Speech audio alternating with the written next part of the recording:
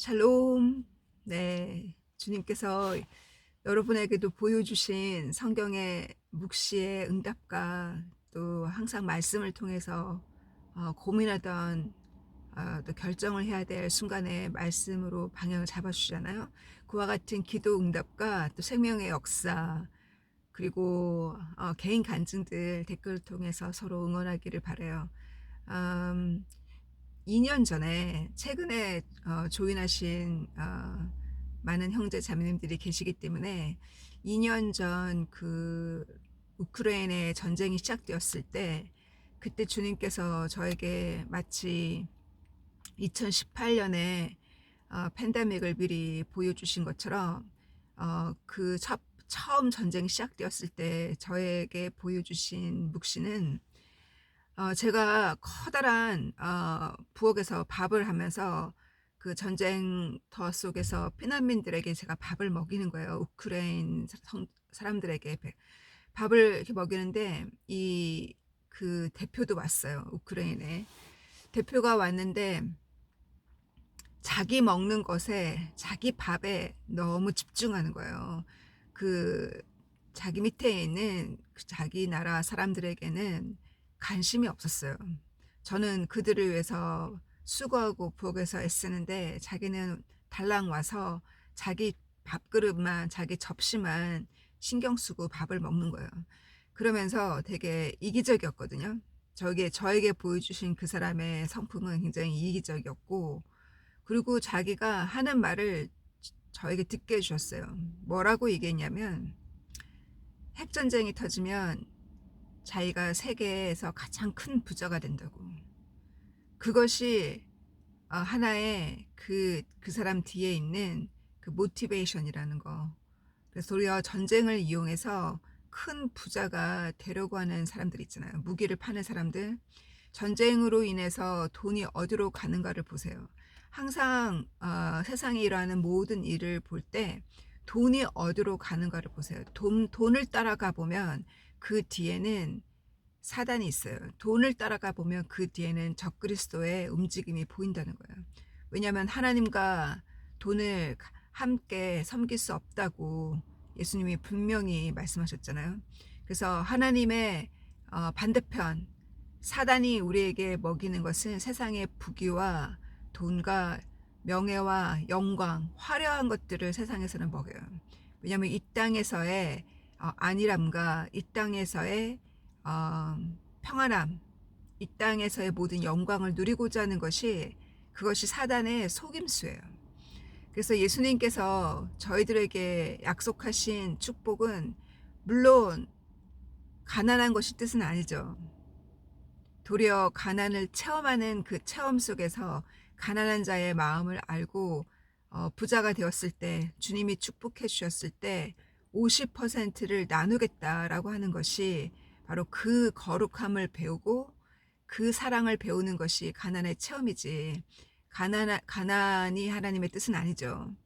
주님은 우리에게 필요한 것을 다 주신다고, 내 머리카락을 다, 숫자를 다 알듯이 걱정하지 말라고. 무엇을 먹을까, 무엇을 입을까.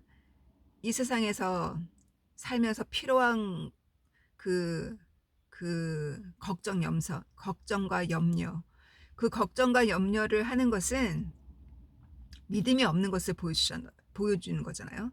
그래서 주님께서는 그 머리카락을 다 쇠시듯이 아신다고.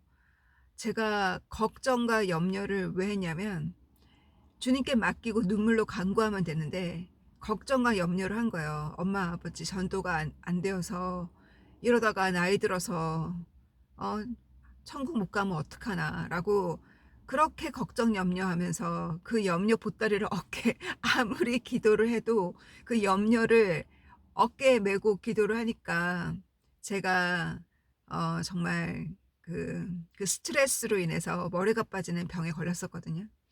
그런 것처럼 이 스트레스와 걱정과 염려는 믿음이 없는 것을 보여주는 거예요. 저는 그 체험을 통해서 주님께 맡긴다는 것이 무엇인지 알고, 주님께 맡겼을 때는 잠을 푹 자요. 두 다리 뻗고. 기도할 때는 눈물로 간구하고 간절함으로 간구하지만 주님께서 단잠을 주셨어요. 믿는 자에게는. 그렇게 이 세상에서 약속한 거는, 사단이 약속한 거는 부귀와 영화와 타이틀과 명예지만, 예수님께서 우리에게 주신 축복은 사도의 권세, 제자의 권세예요. 그 권세는 바로 기적이 일어나고, 그 권세를 통해서 사단이 물러가고, 치유의 역사가 일어나고, 사망에서 생명이 구조되는 역사, 그것이 주님이 우리에게 주신 축복이에요. 또한 주님께서 우리에게 필요한 것을 다 주세요. 우리가 그 거룩함을, 연단을 받고, 그 거룩한 연단을 다 받은 후에는, 또 받는 중에는 주님이 그 순종을 보시고 우리를 조금씩 이 땅에서도 주님이 필요한 것을, 물질적인 축복을 주님이 조금씩 주시거든요. 많이 안 주세요, 연단 받을 때는. 왜냐면 많이 줬다가, 저처럼 주님이 많이 줬다가 도리어 물질에 빠져서 제가 죄를 짓고 다시 회개하고 나오기까지 또 몇 년이 걸렸어요. 그런 것처럼 주님께서 믿고 축복했다가 도리어 그 축복이 도리어 유혹이 되어서 물질로, 돈으로 타락하고, 또 물질이 많다 보니 쇼핑으로 타락하고, 이기주의적인 삶을 살다가 거기에 그 죄에 빠져서 다시 주 앞에 나오기까지 또 연단을 받아야 하잖아요. 그래서 주님이 빨리 안 주시는 것은 아직 연단이 충분히 연단되지 않았기 때문에. 그래서 진정으로 정말 주님께서 지금 내가 비록 가난하고 가진 것이 없어도 얼만큼 사람들과 나누는가, 얼만큼 나의 시간을 다른 사람들을 위해서 시간을 쓰는가, 얼만큼 나의 시간을 나누고 얼만큼 나의 물질을 나누는가를 보시고 주님이 그 물질의 문도 열어주세요. 그래서 주님께 내가 가지고 있는 걱정과 염려, 보따리를 주님께 맡기고, 주님께 이와 같은 고통 중에서도, 이와 같은 어려움 중에서도 제가 어떻게 하면 주님을 기쁘게 할 수 있을까요? 제가 주님 저에게 원하시는 것이 무엇이냐고 여쭤보면, 주님께서 여러분을 한 사람 한 사람에게 그 그릇에, 그 토기장이가 토기를 만드는, 그 하나님은 토기장이잖아요. 우리는 클레이고 우리는 진흙이고, 우리를 창조하신 그 목적이 있잖아요. 그죠? 어디에 쓰여지려고 우리를 부르셨는지.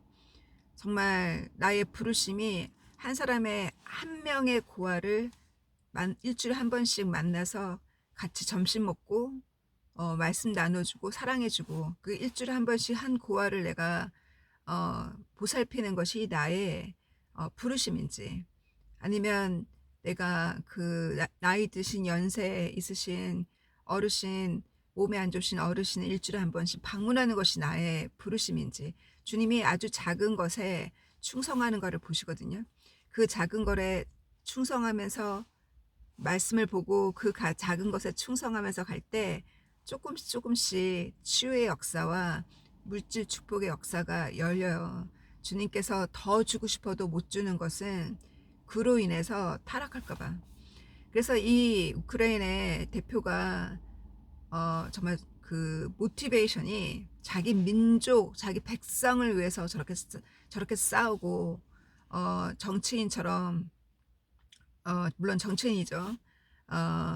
그 하는 비즈니스맨처럼 전 세계를 돌아다니면서 이렇게 하나의 그 도움을 요청하는 그 모든 것들이 자기 민족을 위해서가 아니라, 주님은 분명하게 저에게 보이셨어요. 부자가 되길 원하고, 재벌가로, 재벌 이 땅의 영광을, 이 땅의 영광을 쟁취하는 것이 그 사람의 그 마음의 본질, 그 마음의 그 모티베이션이라는 것을 보이셨거든요.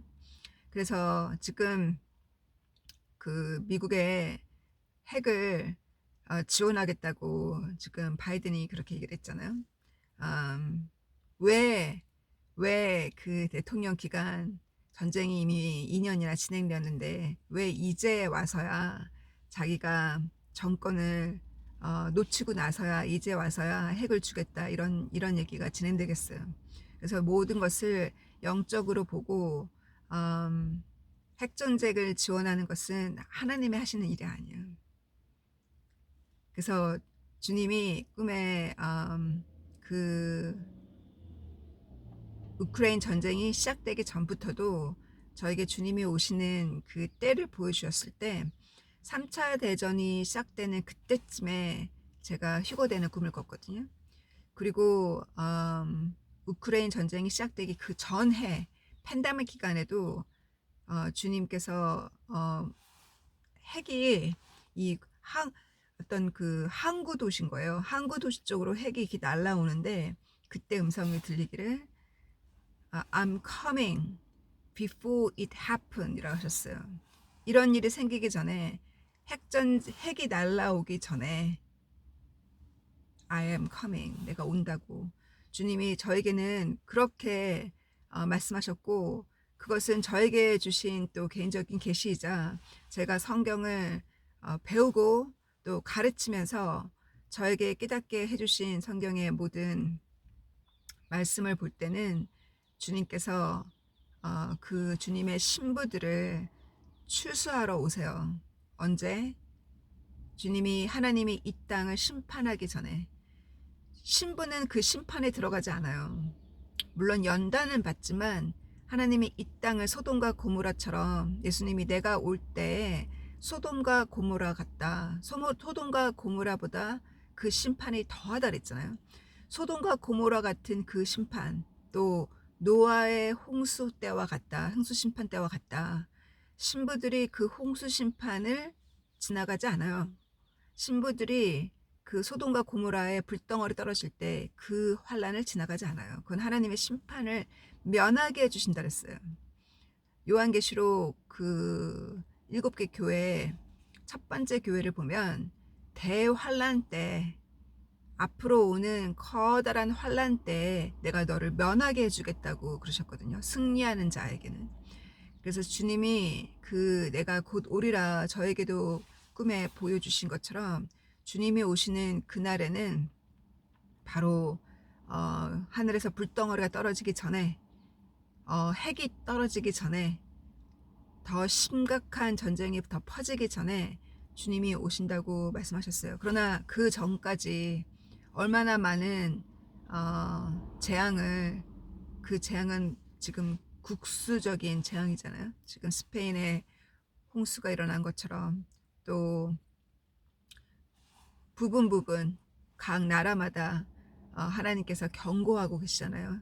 이 기후 이상을 통해서 이 기후 이상은 하나님께서 예수님을 통해서 예수님이 말씀하신 마태복음 64장에 나와 있는 내가 올 때쯤에 마지막 징조가 태양이 어두워진다 그랬어요.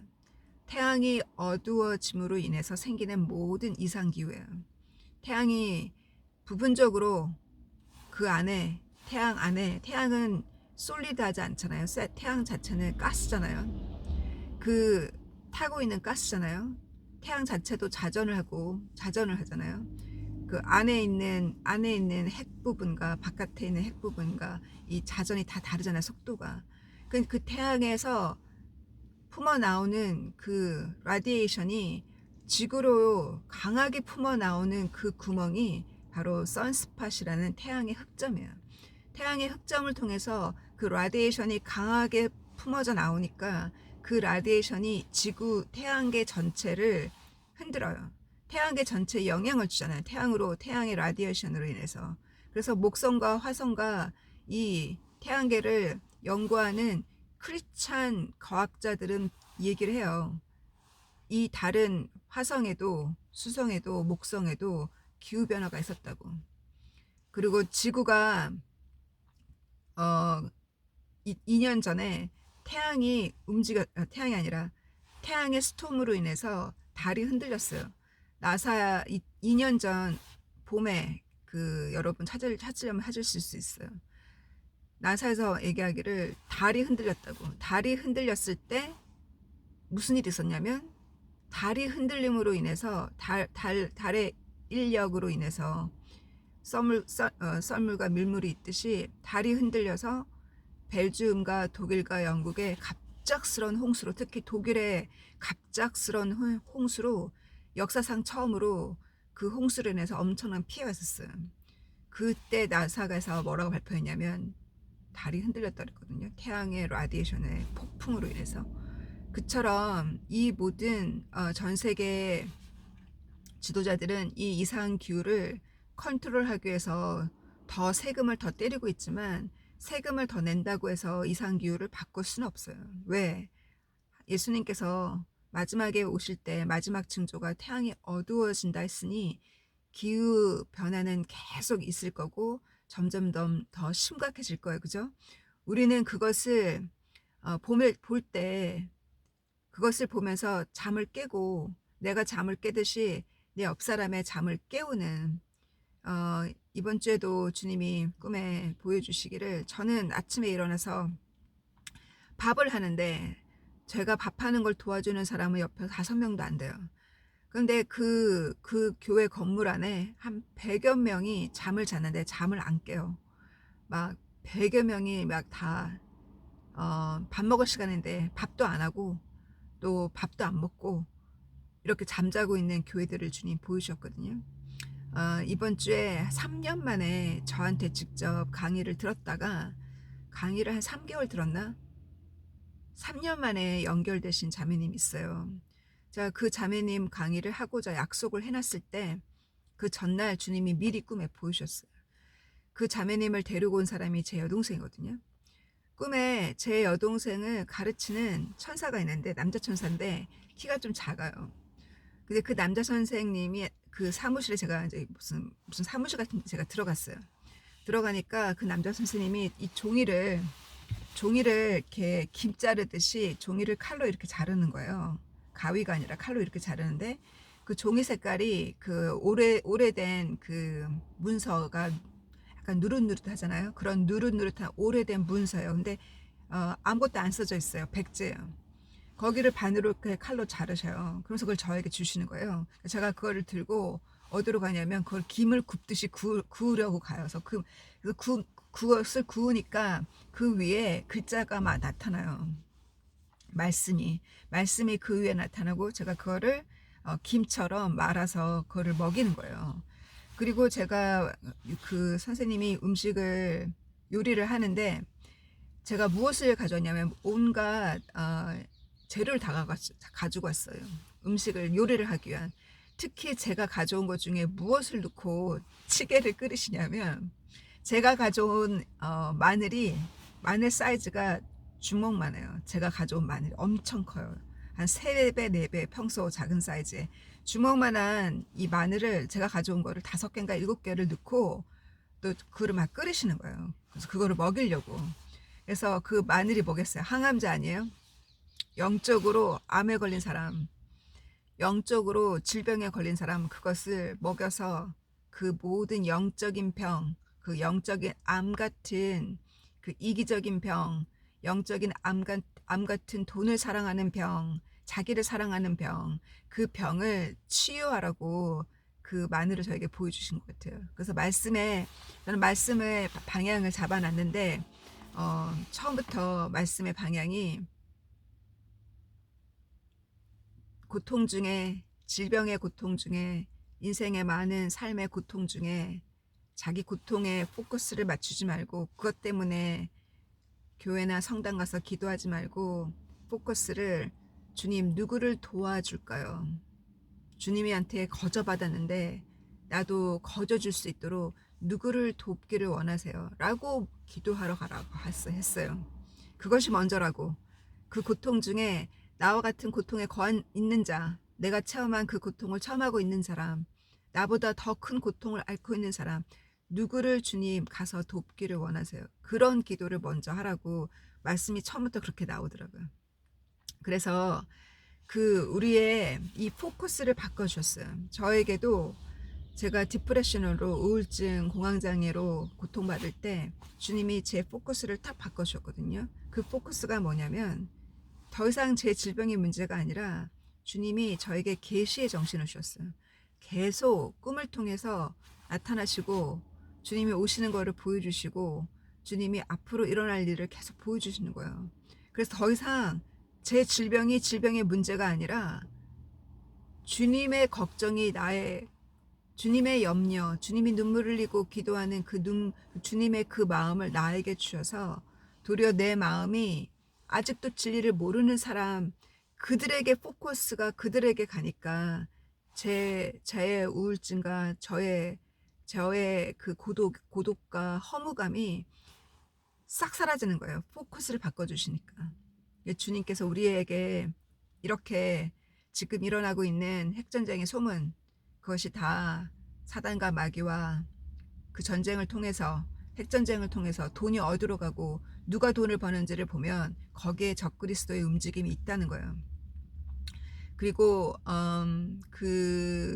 우리가 이미 다니엘서의 말씀을 통해서 열 나라가 일어나는 것을 배웠잖아요.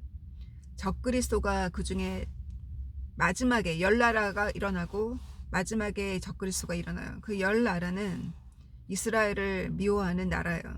대부분 이 유럽에 있는 이스라엘 주변에 있는 10나라가 일어나고 적그리스도가 일어나서 이집트와 리비아와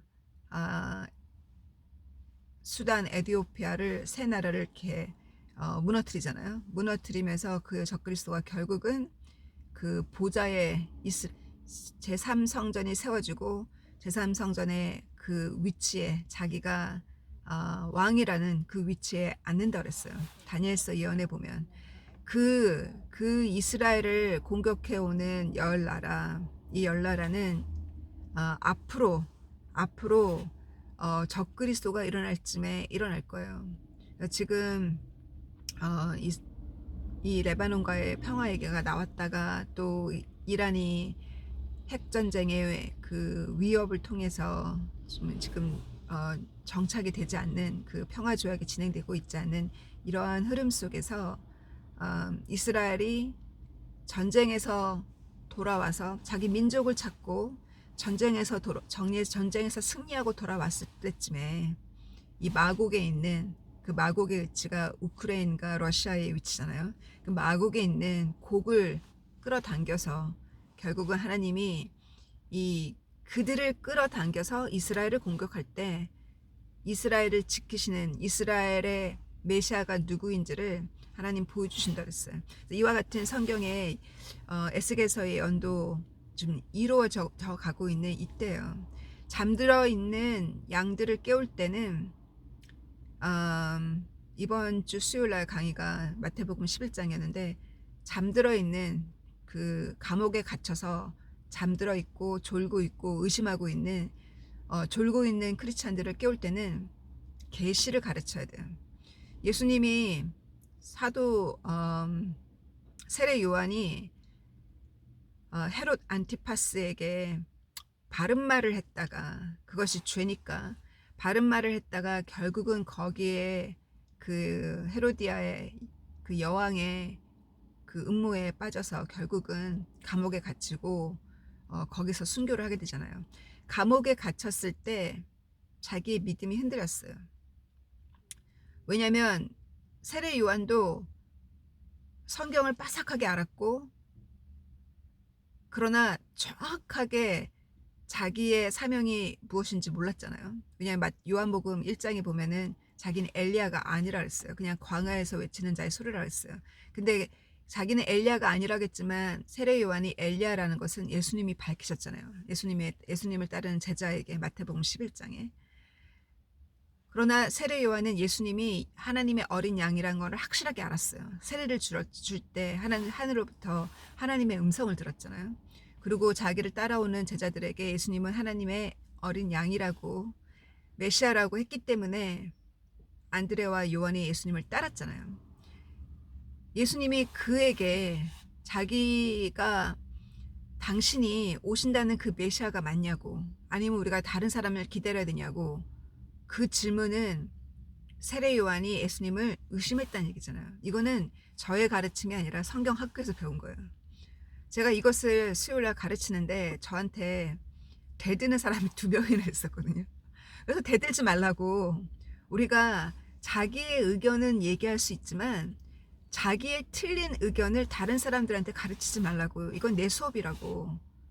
이거는 내가 성경 학교에서 배운 거고, 이 마태복음 11장은 세례 요한의 의심이고, 세례 요한이 의심했어요. 실수한 거죠. 그랬을 때 예수님의 궁휼함과 자비하심으로 세례 요한의 잠을 깨워줬잖아요. 결국은 세례 요한을 구원했잖아요. 어디로 구원했냐? 부끄러운 구원을 받았잖아요. 천국에서 가장 작은 자가 세례 요한보다 크다 그랬어요. 천국에서 작다는 것은 뭐예요? 부끄러운 구원이죠. 이 땅에서는 가장 작은 자가 돼요. 이 땅에서 가장 작은 자가 되었을 때 낮은 자리에 앉고 섬기는 자, 가장 낮은 자리에 서서 주님과 함께 그 고난의 잔을 마시는 자, 순교하겠다고 날마다 순교의 정신으로 사는 자, 그렇게 낮은 자의 삶을 사는 자는 예수님이 너는 나와 함께 천국에서 내 오른편 왼편에 나와 함께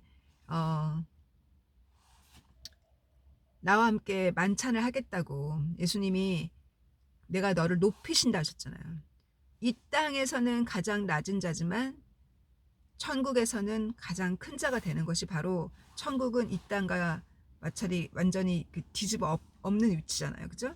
근데 천국에서 가장 작은 자가 세례 요한보다 크다는 얘기는 세례 요한은 구원을 받긴 받았지만 가장 작은 자라는 거예요. 그거는 부끄러운 구원을 받은 거예요. 그거는 메시아의 입을 통해서, 예수님의 입을 통해서 이미 그 사람의 운명이 정해진 거예요. 예수님이 그렇게 말씀하셨잖아요. 그 세례 요한이 왜 그렇게 부끄러운 구원을 얻었냐면 그 의심이 얼마나 무서운지. 왜냐하면 2명이나 수요일날 수업을 하는데 2명이나 뭐라고 하냐면 의심을 통해서 얻을 수 있는 혜택, 의심을 통해서 얻을 수 있는 하나님으로부터 받는 혜택을 자기가 깨달았다면서 그거를 막 어필하는 거예요. 갔다 와서 물론 수업 시간에 제가 끝에 가서 답변을 얘기하고, 그거는 너의 퍼스펙티브라고, 그거는 너의 언더스탠딩이지 그것이 답은 아니라고. 제가 토마스 얘기도 하면서 예수님이 기뻐하는 질문이 아니라고. 내가 만져보기 전에는 예수님의 옆구리와 예수님의 못 박힌 손을 만져보기 전에는 안 믿겠다고 했을 때 그것이 예수님을 기쁘게 하는 질문이 아니에요. 의심은 하나님을 기쁘게 하는 것이 아니에요. 의심은 다만 하나님의 자비와 은혜로 예수님이 토마스를 살리셨죠. 다시 나타나셔서 만져보라 하셨고 토마스의 믿음을 더 강하게 심으셨어요. 베드로가 3번 부인한 것이 예수님을 기쁘게 한 게 아니었어요. 예수님을 슬프게 한 거예요. 그러나 자기의 실수를 뒤엎고 그거를 회심하고 주를 위해서 순교하겠다는 그 마지막까지 베드로는 도망갔잖아요.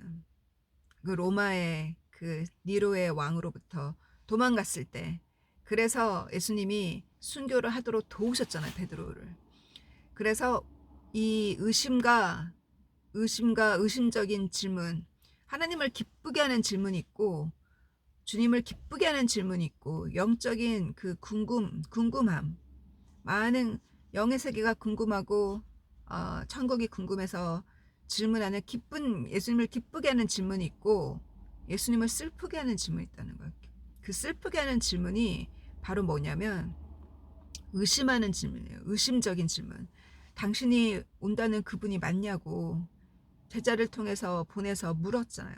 그랬을 때 예수님께서 답변이 뭐예요? 내가 메시아다라고 답만 딱 말씀하신 게 아니었어요. 예수님이 메시아다라고 답만 딱 해서 얘기하면 믿지 않는 자들은 이미 질려 있어요. 예수 믿고 천국 가세요라는 말을 하면 그 말에 이미 질려 있다고요. 그 답만 딱 얘기하면 안 되는 거예요. 그게 무슨 말인지 몰라요. 그리고 그것이 답이 아니잖아요. 예수님을 믿는다는 것이 그 뒤에 얼마나 많은 그 연단과 순종과 거룩한 삶, 그 뒤에 숨어 있는 거룩한 삶을 살고 이 세상의 패턴을 따라가지 않고 돈을 사랑하지 않고 거룩한 삶을 살고 이타적인 삶을 살고 무소유적인 삶을 살면서 천국 갑시다. 그러한 예수님의 삶을 닮아 천국 갑시다. 이렇게 가르쳐야죠. 그래서 그 예수님이 내가 메시아다라고 답을 딱 말씀하신 것이 아니라 예수님은 성경을 가르쳤어요. 계시를 가르쳤다는 거예요. 졸고 있는 사람들에게 마태복음 24장을 가르쳐야 돼요. 졸고 있는 크리스찬들에게 마태복음 24장의 모든 징조가 예수님이 오실 때 이와 같은 복음이 땅끝까지 닿으면 내가 오리라. 복음이 땅끝까지 갔잖아요. 또 군대가 예루살렘을 둘러쌀 때 내가 오리라 하셨잖아요. 그래서 1960년대도 67년도에도 크리스찬들이 번쩍 잠을 깼었고 1978년도에도 정신을 번쩍 깼었고 전쟁이 있었으니까 또 주님이 우리들의 잠을 또 번쩍 깨우셨잖아요. 자명종이 한 번 울리나요? 두 번 울리고 세 번 울리고 하나님께서 계속 자명종을 이렇게 울리시는 거예요. 그래서 두 번, 세 번, 네 번 깨우시는 거예요. 그것이 하나님의 사랑이고 자비인 걸. 그래서 과거에 1967년에도 안 오셨고 78년도에도 안 오셨는데 이번에 오시냐고 이렇게 우리 장님 이나의 남편이 저에게 그런 질문을 하면서 부정적인 질문을 할 때 잠을 많이 깨웠긴 깨웠어요. 처음에는 같이 그 자리에 앉아있을 때 구토가 날 정도로 머리가 아팠는데 그래도 잠을 많이 깨웠어요. 이나 덕분에 남편이 그렇게 선하게 정의로운 삶을 의로운 삶을 살지만 그러나 아직도 성경의 계시와 묵시의 말씀에 많이 잠들어 있어요. 성경의 지식은 충만하지만 그렇게 제가 그 계시의 말씀을 풀어서 가르칠 때 남편의 잠을 제가 깨운 것처럼 이 세례 요한의 잠을 예수님이 그 이사야 29장, 이사야 35장, 이사야 61장에 나와 있는 예수님이 오셔서 메시아 그가 하나님의 기름 부음을 받은 자가 그가 봉사의 눈을 뜨게 하고 벙어리의 입을 열게 하고 절름발이가 걷게 하는 그와 같은 일을 하러 오신다는 거예요. 예수님께서 내가 그와 같은 봉사가 눈을 떴다고 가서 얘기하라. 절름발이가 걷지 못하는 자가 걷는다고 가서 말을 해라. 벙어리가 말을 한다고 가서 말을 해라. 죽은 자가 살아났다고 가서 말을 하라. 라고 예수님이 그렇게 말씀하셨잖아요. 그리고 이사야나 그 예레미야도 그 말씀을 했나요? 제가 또 성경 구절을 볼게요. 이사야는 확실하게 맞는데 이사야가 말하기를 사도 바울이 로마서에 인용한 것처럼 나로 인해서 넘어지지 않는 자가 복이 있다고. 예수님이 그 걸러 넘어지는 그 돌이 되었잖아요. 누구에게? 유대인들에게. 왜냐하면 유대인들은 그 모든 예언을 제대로 해석하지 못했기 때문에 그 예언 중에 이사야 53장을 해석하지 못했잖아요. 그가 와서 고난의 주로 오리라는 그 말씀을 해석하지 못했잖아요. 그래서 그 이사야 53장을 깨닫고 예수님을 따라오는 많은 유대 크리스찬들이 있잖아요. 그걸 나중에 깨닫고 또 마태복음 1장에 있는 그 족보를 읽고 또 많은 유대인들이 크리스찬이 된 유대인들도 많아요. 왜냐하면 그 마태복음은 마태가 누구를 향해서 누가 포커스예요? 유대인이 포커스예요. 마태복음은 유대인들이 마태복음을 읽고 마태복음 1장을 읽고 전도되는 경우가 있다는 거예요. 이렇게 예수님께서 그 예언을 이뤘다는 것을 가서 얘기하라고 그러시면서 예수님께서 그 제자들에게 세례 요한에 대해서 말씀하셨잖아요. 그는 선지자 중에서 가장 큰 자라고. 왜? 메시아를 만났으니까. 선자 중에서 가장 큰 자지만 천국에서는 극히 작은 자가 될 수밖에 없었던 이유가 그 의심이 얼마나 그 영의 세계에서 상을 받는 데 있어서 마이너스가 되었는지. 근데 그 의심을 하나의 그것이 얼마나 영적으로 혜택이 된다고 잘못 가르치는 자들 앞에서 제가 그들을 가르치기까지 힘들었지만 결국은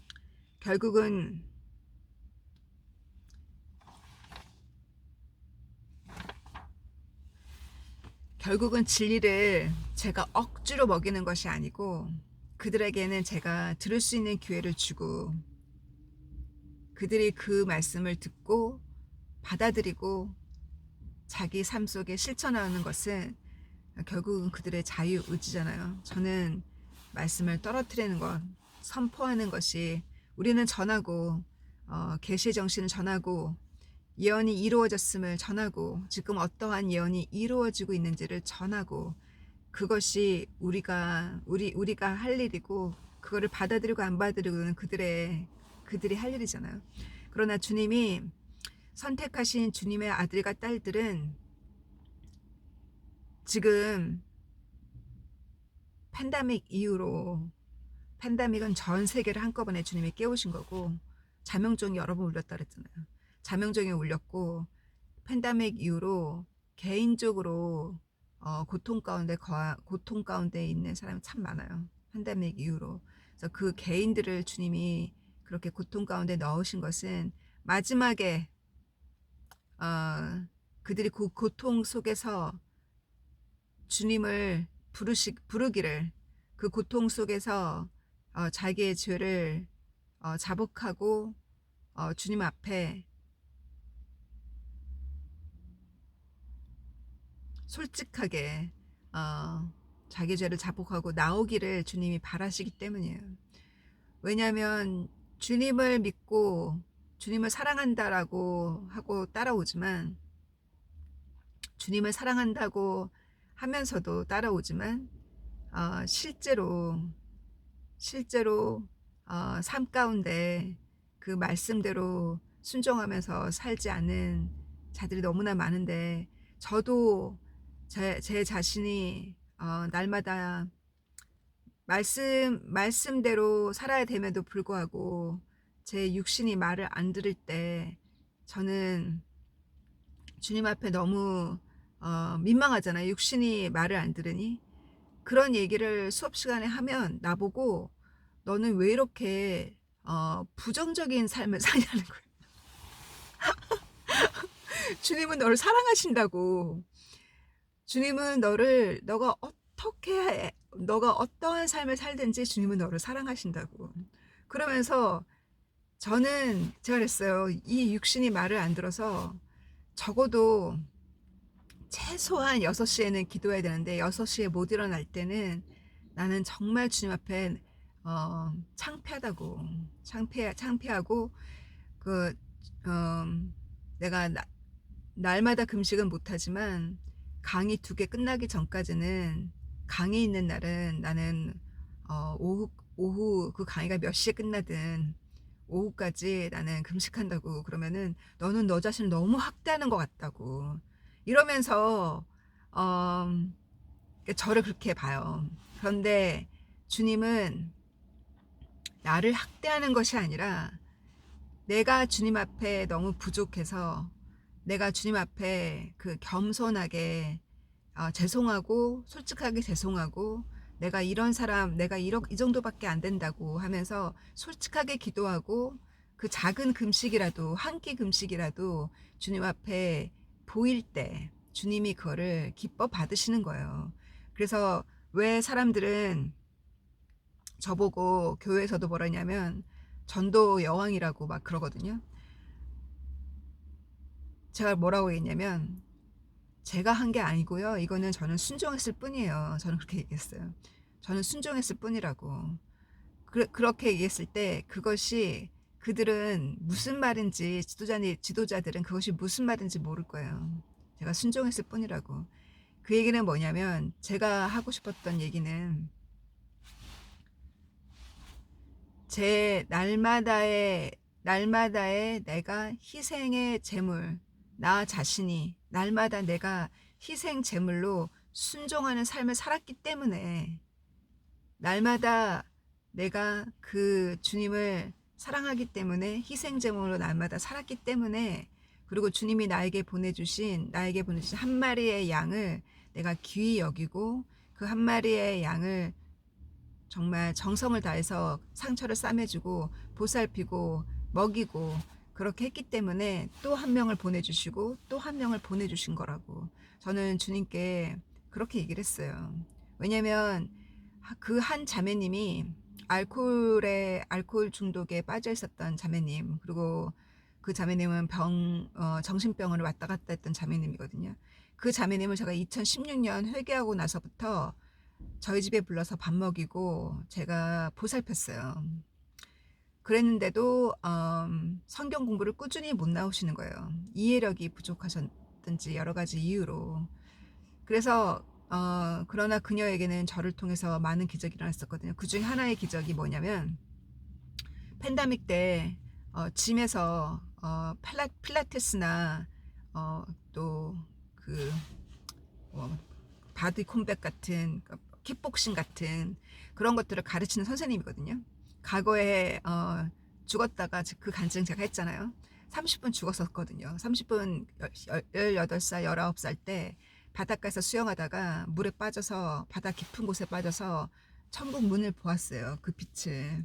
근데 하나님이 다시 자기를 보내주신 거예요. 그래서 자기 육신이 물 위에 떠 있는 것을 보았고, 커다란 개가 물 안으로 들어와서, 바다로 들어와서 자기 머리카락을 물고 해변으로 끌고 가고, 자기에게 심호흡을 하고 자기 주변에 모여서 울고 있는 자기 친구들을 다 보았어요.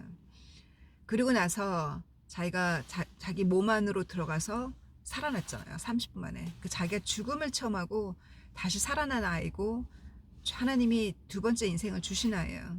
그리고 그 의사도 포기했던, 중환자실에서 거의 포기했던 그 그녀를 밤에 새벽 3시인가 새벽에 천사가 들어와서, 자기는 청소부인 줄 알았대요. 물 좀 달라고. 의사가 절대 물 안 주죠. 이 폐가 다 망가졌는데 물을 먹으면 안 되는데 물을 안 주는데 너무 목마르다 물 좀 달라 했더니 그 천사가 물 한 컵을 준 거예요. 그 물 한 컵을 마시고 나서 속이 시원해지면서 몸에 붙어있는 모든 케이블을 다 떼고 걸어 나온 거예요, 새벽에. 그러니까 막 의사나 간호사 깜짝 놀랐죠. 그 케이블을 다 뜯어내고 나오니까 50% 반신마비가 될 거라고 들었거든요. 그래서 그런 아니라고, 청소부가 주신 물 한 컵에 살아났다고 그랬더니, 이 새벽에 무슨 청소부가 있냐고. 청소부 중환자실 안 들어간다고. 그래가지고 그 자기에게 물을 준 자가 천사이라는 것을 팬데믹 기간에 그녀가 간증한 거를 제가 이렇게 번역하면서 올려놨거든요. 유튜브에 있을 거예요. 팬데믹 기간에. 그래서 그녀가 팬데믹 기간에 직업을 다 잃어버린 거예요. 그랬을 때 저한테 와서 성경 공부를 한 지 3주 만에, 진짜 빠르게 3주 만에, 저에게 와서 성경 공부한 사람은 다 직업 구했어요. 3주 만에 연락이 온 거예요. 레스토랑에서 웨이트리스로 내가 너를 고용하겠다고 와서 인터뷰 보라고. 저 어플라이 안 했는데요. 그랬더니 여기 이메일 받았다고. 그래서 인터뷰 보고 합격한 거예요. 그래서 그런데요, 저에게 직업을 주신 것은 감사한데요, 저 정말 원서 안 넣었거든요. 그 이력서 안 넣었거든요. 그랬더니 여기 넣었다고. 저 이메일 어떤 이메일로 이력서가 왔는데요, 딱 보여주니까 그 이메일이 자기 이메일도 아니고 자기 엄마 이메일인 거예요. 이렇게 하나님께서 그녀에게 직업을 주셨고, 제가 그녀를 생각날 때마다 연락하고 보살피고 그렇게 했더니, 그녀가 저에게 이 장님 이날을 저에게 붙인 거예요. 뭐라고 붙였냐면, 너는 로즈를 만나야 된다고. 왜냐면 성경을 가르치고 너를 보살필 사람은 그녀밖에 없다고. 자기가 보살핌을 받았고 알코올 중독에서 벗어났고, 자기가 그 정신적인 그 질병에서 치유받았고, 그랬기 때문에 자기가 혜택을 입었기 때문에 그녀가 자기 친구를 데리고 온 거예요. 이게 뭐냐면 제가 순종했다는 얘기는 어르신들한테는 전도 여왕이라 했을 때 그냥 저는 순종했을 뿐이에요. 그 얘기는 날마다 희생 제물이 되어서 주님께 태워지는 희생 제물이 되고자 노력했고, 또한 한 사람, 말 듣지 않는 그 한 사람을 집에 불러다 밥 먹이고 또 찾아가고 만나고, 그렇게 했을 때 그녀가 치유되었고 기적을 체험했잖아요. 직업을 구하는. 그녀에게는 저가 유일한 목자인 거예요. 그녀에게는 어떤 목자가 어느 카톨릭 교회를, 어떤 카톨릭이나 어느 교회를 나갔을 때 연락하고 찾아오는 사람이 그분이 바로 진정한 목자예요. 내가 교회만 간다고 환영하는 사람만이 아니라, 교회 갔을 때 환영 안 하는 것도 문제지만 환영하는 건 당연한 거죠. 근데 누가 문을 노크하고 커피 한잔 하자고 찾아오는 사람, 그게 진정한 목자죠. 그리고 그랬을 때 그녀가 이 친구를 데려왔고, 또 이 봉사 자매를 통해서 치유의 역사가 오래 일어났잖아요. 그로 인해서 그녀의 친구와 남편도 말씀을 들을 수 있는 기회가 되었고, 그래서 하나님이 찬양 대회 때 나가서 찬양하라고 앞에 서게 하셨잖아요. 이와 같이 사람들은 겉에 보이는, 눈에 보이는 찬양 밴드를 데려왔다라고 전도의 여왕이라고 할지 모르지만, 그 뒤에는 저는 한 명 한 명을 양육한 것밖에 없어요. 한 명 한 명을 쫓아다니면서 치유하고자 노력한 것밖에 없는 거예요. 이렇게 우리에게 주어진 그 한 사람, 그 한 사람을 어떻게 그 다윗이 목자로 있을 때 셰퍼드였잖아요. 성경에 유명한 사람은 다 목자 셰퍼드였어요. 라헬도, 야곱의 아내 라헬도 셰퍼드였고, 야곱의 12아들도 셰퍼드였고, 또 다윗도 셰퍼드였잖아요. 다윗이 그 셰퍼드일 때 하나님이 다윗을 선택했잖아요. 왕으로. 자기 아버지 이새는 생각도 못했던 아들인데, 하나님 눈에서는 그 하나님이 그 다윗의 성품, 그 작은 것에 충성하는 성품, 그 야곱의 마지막 라반과의 대화가 저는 가슴을 찡하게 했거든요. 제 인생을 돌아보는 것처럼. 그 땡볕 속에서도 내가 한 마리의 양을 잃어버리지 않았다고. 그리고 한겨울, 이스라엘은 겨울이 없구나. 한밤중에도 내가 잠 안 자고 양들을 돌보고, 당신의 양 한 마리를 내가 잃어버린 적이 없고, 잃어버렸다면 내 양으로 채웠다고. 이렇게 하나님께서 그 외롭게 몇 년이에요. 거의 20년 가까이 야곱 밑에서 충성했던, 그 라반 밑에서 충성했던 야곱이 그 고백을 하잖아요. 그렇게 충성하는가, 작은 일에 충성하는가, 그 작은 일에 충성하는 거를 보고 하나님이 그 성품과 그 성품과 그 궁휼한 마음, 한 사람을 궁휼히 여기는 그 마음, 한 사람을 궁휼히 여기고 그 한 사람을 귀하게 여기는 그 마음, 그 마음을 보시고, 내가 얘에게는 5명을 맡겨도 얘는 그렇게 하겠구나. 내가 얘에게 20명을 맡겨도 얘는 쫓아다니면서 그렇게 하겠구나. 그렇게 주님이 문을 열어주시는 거예요. 그래서 우리 마지막에 주님이 이와 같은 많은 징조를 보이실 때 계시의 정신, 예언을 가르치고, 그게 핵심이에요. 세례 요한에게 예수님이 내가 메시아다라고 답만 딱 얘기하는 것이 아니라, 예수님이 어떻게 가르치셨는지 예언을 가르쳤고, 예언을 이루셨고, 지금도 예언이 어떻게 이루어지고 있는지 그것을 가르칠 때 사람들이 잠을 깬다는 거. 사랑하는 주님, 감사합니다. 주님께서 한 주간 저에게 많은 과거에 잃어버린 양들이 다 저에게 연락하는 그와 같은 기적을 보여주셨으니, 이 모든 양들이 주님이 태어난 이 12월 날짜가 다를지라도 주님의 탄생을 기뻐하는, 전 세계가 기뻐하는 이 성탄의 12월에 이 잃어버린 많은 양들이 주님, 제가 초대한 크리스마스 디너에 다 와서 주님의 성탄을 기뻐하고 치유받고 사랑받고 주님 말씀과 멀어졌던 그 마음이 회복되어지는 역사가 일어나기를 간구합니다. 주님, 우리 아들, 주님께, 주님의 아들과 딸들, 주님, 저에게 붙이신 이 모든 채널들을 통해서 저에게 붙이신 주님의 모든 양들, 주님께서 혹시라도 졸고 있다면 잠을 깨워주시고, 혹시라도 게으름에 살고 있다면 주님, 금 한 봉지를 땅에 묻어두고 있다면 주님, 게으름의 잠에서 일어나서 그 한 봉지를 2배로 만드는 저희들 될 수 있도록 주님, 주님께서 우리에게 붙이신 그 불쌍한 한 영혼, 술에 빠져 있고 주님, 쇼핑에 빠져 있고 주님, 또 고통에 빠져 있고 자기 이기적인 삶에 빠져 있고 주님, 역마살에 빠져 있는 주님, 자기의 모든 자기 자신에 빠져 있는 주님, 죄짓고 있는 죄 속에 빠져서 허우적거리고 나오지 못하는 영혼들,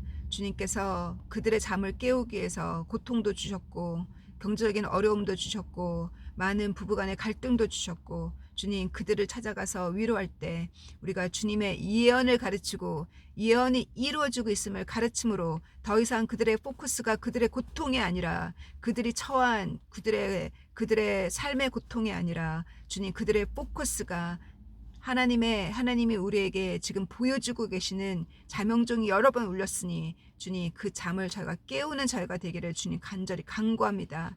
주님, 경제적으로 어려운 우리 형제자매님과 또 질병으로 앓고 있는 우리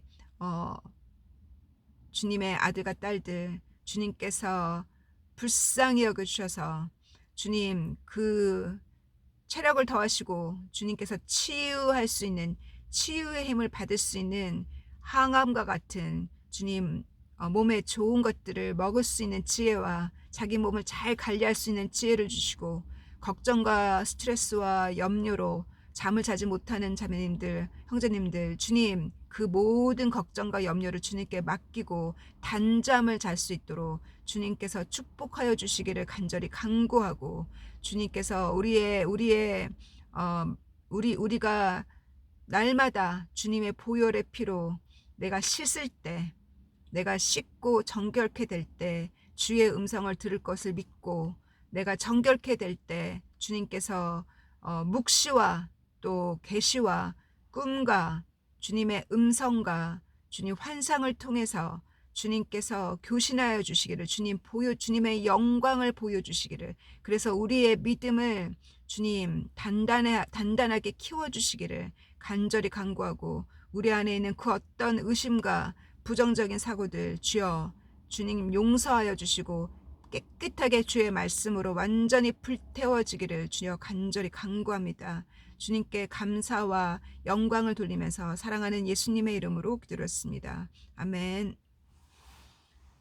God bless you. Bye.